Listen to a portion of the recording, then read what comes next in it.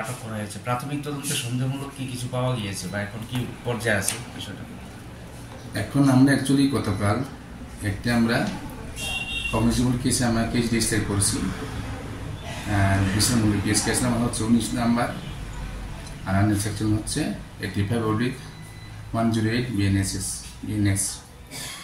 আর সে হচ্ছে মেয়ের যে বড় ভাই অমৃত কুমার দেববর্মা, সে একটা কমপ্লেন করেছিল গতকাল, যেটা ধর্তব্য যে অপরাধ।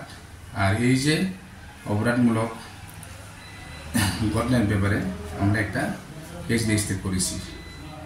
তাহলে এই তদন্তমূলে আমরা ইনভেস্টিগেশন করার পরে আমরা তার যে মহিলা যে মারা গেছে, যে রেখা দেববর্মার স্বামীকে আমরা আত্মকৃত ব্যক্তিকে আমরা, যার নাম হচ্ছে রাহুল দেববর্মা 45 ইয়ার্স, আর বাবার নাম হচ্ছে যুদ্ধমণি দেববর্মা, রাজকুমার পাড়া বিশ্রামগঞ্জ, তাকে আমরা গতকাল এখন আমরা অ্যারেস্ট করেছি। এখন কোর্টে আমরা আজকে ফরওয়ার্ড করা হবে। Thank you sir.